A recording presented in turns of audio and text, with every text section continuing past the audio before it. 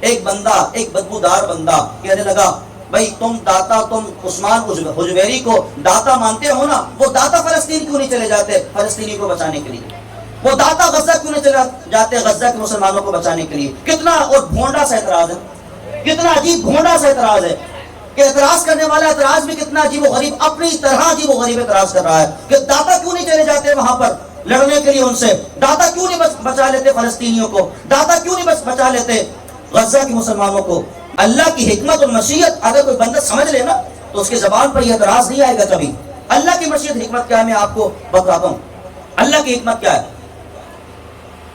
غزوہ بدر میں اللہ نے سینکڑوں فرشتوں کو بھیجا، ہزاروں فرشتوں کو بھیجا مسلمانوں کی مدد کے لیے، لیکن غزوہ احد میں نہیں بھیجا۔ اب اللہ سے کوئی اعتراض کر سکتا ہے کہ یا اللہ تو نے غزوہ بدر میں تو بھیجا، غزوہ احد میں کیوں نہیں بھیجا؟ غزوہ احد میں مسلمانوں کو کاٹا گیا، تو نے وہاں کیوں نہیں بھیجا؟ بہت سارے صحابہ کرام علیہ رضوان جنگوں کے اندر شہید ہو رہے ہیں، زخمی ہو رہے ہیں، اور بہت سارے ایسے جو حضور کی بارگاہ میں حاضر ہو کر عرض کرتے ہیں یا رسول اللہ میری آنکھ نکل رہی ہے، میرے آنکھ لعاب لگاتے ہیں، آنکھ جڑ جاتی ہے۔ بہت سارے ایسے جو ٹوٹی ہوئی ٹانگ حضور کی بارگاہ میں لے کر آ رہے ہیں، سرور عالم ہاتھ پھیرتے لعاب لگاتے ہیں، ٹوٹی ہوئی ٹانگ جڑ جاتی ہے۔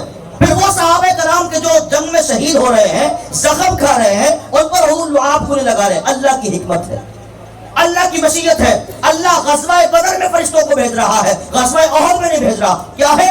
اللہ کی حکمت ہے، اللہ کی مشیت ہے، رب کی مرضی ہے۔ طوفان آتا ہے، جہاں لوگوں کے گھر تباہ و برباد ہو جاتے ہیں وہاں پر اللہ کی مسجدیں بھی تباہ ہو جاتی ہیں، اللہ کی مسجدیں بھی ڈوب جاتی ہیں۔ کوئی اعتراض کر سکتا ہے اللہ پر کہ یا اللہ تو نے اپنے گھر تو بچایا نہیں تھا، تو نے اپنا گھر کیوں نہیں بچایا؟ یزید پلید نے مسجد نبوی میں وہ بدترین کام کیا جس پر آج انسانیت شرمندہ ہے۔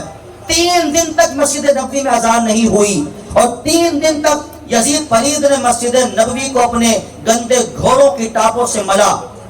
کوئی بندہ پوچھے کہ یا اللہ مسجد نبوی ہے اور مسجد نبوی کی بے حرمتی ہو رہی ہے، کوئی فرشتہ نہیں آ رہا، کوئی فرشتہ نہیں آ رہا۔ سارا کام اللہ کی مشیت پر ہے، اللہ کی حکمت ہے، حکمت پر ہے۔ یہ وہ اعتراضات ہیں جو ملحدین کرتے ہیں مسلمانوں پر، جو الحاد پرست لوگ کرتے ہیں مسلمانوں پر کہ تم رب کو مانتے ہو تو رب تمہیں بچانے کیوں نہیں آتا، تم اللہ کو مانتے ہو اللہ تمہیں بچانے کیوں نہیں۔ یہ وہ اعتراضات ہیں جو ملحدین کرتے ہیں، یہی اعتراضات انہوں نے ملحدوں سے سیکھ لیے۔ جو وہ اللہ پر کرتے ہیں یہی اعتراضات یہ اولیاء اللہ پر کر رہے ہیں۔ یاد رکھو اہل سنت و جماعت کا عقیدہ کیا ہے؟ اگر دادا صاحب کسی کی مدد کرتے ہیں تو اللہ کے اذن اور اجازت سے مدد کرتے ہیں۔ خواجہ صاحب اگر کسی کی مدد کرتے ہیں تو اللہ کی اجازت اور اس کے اذن سے مدد کرتے ہیں۔ اگر داتا صاحب غوث العالم جیلانی اگر کسی کی دستگیری کرتے ہیں تو کس کی اجازت سے کرتے ہیں؟ اللہ کی اجازت سے کرتے ہیں۔ اللہ کی اجازت کے بغیر نہ تو داتا صاحب مدد کر سکتے ہیں، نہ خواجہ صاحب مدد کر سکتے ہیں، نہ غوث العالم جیلانی مدد کر سکتے ہیں۔ کوئی ولی، کوئی پیر اللہ کی اجازت کے بغیر مدد نہیں کر سکتا۔ یہ اہل سنت و جماعت کا بنیادی عقیدہ ہے، یہ ہمارا بنیادی عقیدہ ہے کہ اگر ہم عثمان علی حجویری کو اگر داتا مانتے ہیں نا تو اللہ کے اذن سے داتا مانتے ہیں۔ اگر ہم خواجہ صاحب کو غریب نواز مانتے ہیں تو اللہ کے اذن اور اس کی اجازت سے ہم ان کو غریب نواز مانتے ہیں۔ اگر ہم غوث اعظم جیلانی کو دستگیر کہتے ہیں تو اللہ تبارک و تعالیٰ کے اذن اور اس کی اجازت کے ساتھ ان کو دستگیر کہتے ہیں۔ اگر ہم عبد الوہاب سے جیلانی علیہ رحمہ کو اگر سخی ابن سخی کہتے ہیں تو اللہ کی اجازت سے کہتے ہیں۔ اللہ نے اجازت دی ہے جب یہ مدد کرتے ہیں، جب اللہ کی اجازت نہیں ہوتی ہے پھر یہ مدد بھی نہیں کرتے۔